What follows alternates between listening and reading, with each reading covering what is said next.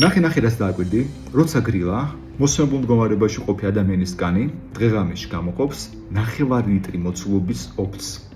აი ამ რაოდენობას. თუ დაიტვირთება ფიზიკურად, გამოყოფილი ოფის რაოდენობა დღე-ღამეში მიაღწევს უკვე 1 litrს. მაგრამ ახლა რო ცხელა, აი ამ სიცხეში გამოყოფილი ოფის რაოდენობა უკვე აღწევს დღე-ღამეში უკვე 2 litrს. უბრალოდ დააკვირდი რამდენია. ნახე რამდენია, მაგრამ ეს ყველაფერი არ არის. ახლა გარემოს ეროვნული სააგენტო გვაცნობებს, რომ ტემპერატურა შეიძლება გაიზარდოს 41 გრადუსამდე.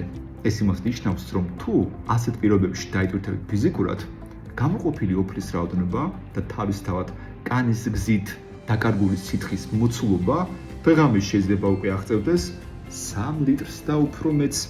ეს დამოკიდებული იქნება თქვენს ფიზიკურ აქტივობაზე. ნახე ბოლოდ დააკვირდი, რამდენ სითხეს ვკარგავთ ჩვენ, როცა გარეთ ცხელა. აქვე კარგ ჩევასაც გაგიზიარებ. არასდროს დაელოდო წყურვილის შეგრძნებას, იმიტომ რომ ადამიანს წყურვილის გრძნობა უჩნდება სუმცირე 9 საათის დაგვიანებით მას მერე, რაც სხეული უკვე გამოშრება. ამიტომ წყალი მიიღე მაშინვე, როგორც კი ამის საშუალება გექნება. ნუ დაელოდები გამოშრებას.